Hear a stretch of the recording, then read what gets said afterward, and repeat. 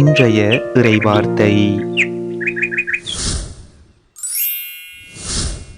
திருத்தூதர் பவுல் ரோமையருக்கு எழுதிய திருமுகத்தில் இருந்து வாசகம்.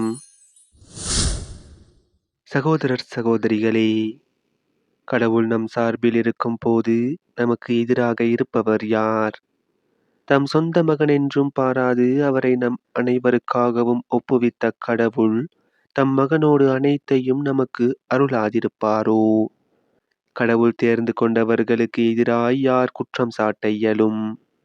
அவர்கள் குற்றமற்றவர்கள் என காட்டுபவர் கடவுளே. அவர்களுக்கு யார் தண்டனை தீர்ப்பு அளிக்க இயலும்? இறந்து ஏன் உயிருடன் எழுப்பப்பட்டு கடவுளின் வலப்பக்கத்தில் இருக்கும் கிறிஸ்து இயேசு நமக்காக பரிந்து பேசுகிறார் அன்றோ? கிறிஸ்துவின் அன்பிலிருந்து நம்மை பிரிக்க கூடியது எது? வேதனையா, நெருக்கடியா, இன்னலா, பட்டினியா, ஆடையின்மையா, இடரா, சாவா? எதுதான் நம்மை பிரிக்க முடியும்?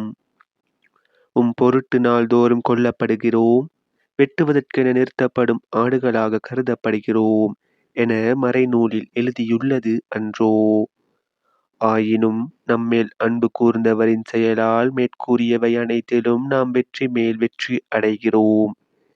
ஏனெனில் சாவோ, வாழ்வோ, வானதூதரோ, ஆட்சியாளரோ, நிகழ்வனவோ, வருவனவோ, வலிமை மிக்கவையோ, உன்னதத்தில் உள்ளவையோ, ஆழத்தில் உள்ளவையோ, வேறெந்த படைப்போ நம் ஆண்டவர் கிறிஸ்து இயேசுவின் வழியாய் அருளப்பட்ட கடவுளின் அன்பிலிருந்து நம்மை பிரிக்கவே முடியாது என்பது என் உறுதியான நம்பிக்கை.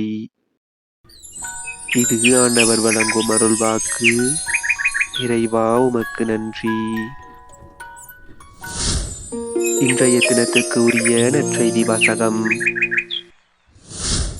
லூக்கா எழுதிய தூய நற்செய்தியில் இருந்து.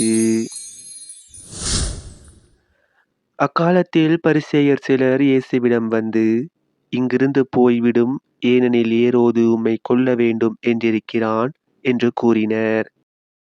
அதற்கு அவர் கூறியது, இன்றும் நாளையும் பேய்களை ஓட்டுவேன், பிணிகளை போக்குவேன், 3ஆம் நாளில் என் பணி நிறைவு பெறும் என நீங்கள் போய் அந்த நரியிடம் கூறுங்கள். இன்றும் நாளையும் அதற்கடுத்த நாளும் நான் தொடர்ந்து சென்றாக வேண்டும். ஏனெனில் இறைவாக்கினர் ஒருவர் எருசலேமுக்கு வெளியே மடிவது என்பதை நினைத்து கூட பார்க்க முடியாதே. எருசலேமே, எருசலேமே, இறைவாக்கினரை கொல்லும் நகரே, உன்னிடம் அனுப்பப்பட்டோரை கல்லால் எரிகிறாயே. கோழி தன் குஞ்சுகளை தன் இறக்கைக்குள் கூட்டி சேர்ப்பது போல நானும் உன் மக்களை அரவணைத்துக் கொள்ள எத்தனையோ முறை விரும்பினேன், உனக்கு விருப்பமில்லையே. இதோ உங்கள் இறையில்லம் கைவிடப்படும். ஆண்டவரின் பெயரால் வருபவர் ஆசி பெற்றவர் என நீங்கள் கூறும் நாள் வரும் வரை என்னை காண மாட்டீர்கள் என நான் உங்களுக்கு சொல்கிறேன். இது நம் கிறிஸ்து இயேசு வழங்கும் வாழ்வு தரும் நற்செய்தி. கிறிஸ்துவே, உமக்கு புகழ். இன்றைய தினத்துக்கு உரிய சிந்தனை துளிகள். இன்றைய வாசகங்கள் நம்மை ஒரு ஆழமான உண்மையை நினைவூட்டுகின்றன. கடவுள் நம் பக்கம் இருக்கையில் எவன் நமக்கு விரோதமாய் நிற்க முடியும்? திருத்தூதர் பவுல் கூறுவது போல, எந்த துன்பமும் எந்த சோதனையும் மரணம் கூட கிறிஸ்துவின் அன்பிலிருந்து நம்மை பிரிக்க முடியாது.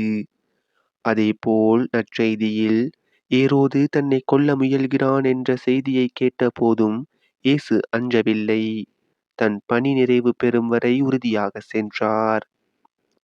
இது நமக்கு காட்டும் பாடம், இறைவன் நமக்கு கொடுத்த பணி நிறைவேறும் வரை யாராலும் நம்மை தடுக்க முடியாது. இயேசுவின் எருசலேமுக்கான துயர குரல் அவருடைய அன்பின் ஆழத்தை வெளிப்படுத்துகிறது. நாமும் அவரது அன்பிலிருந்து விலகாமல் அவரின் அருளிலும் பாதுகாப்பிலும் நிலைத்திருக்க வேண்டும்.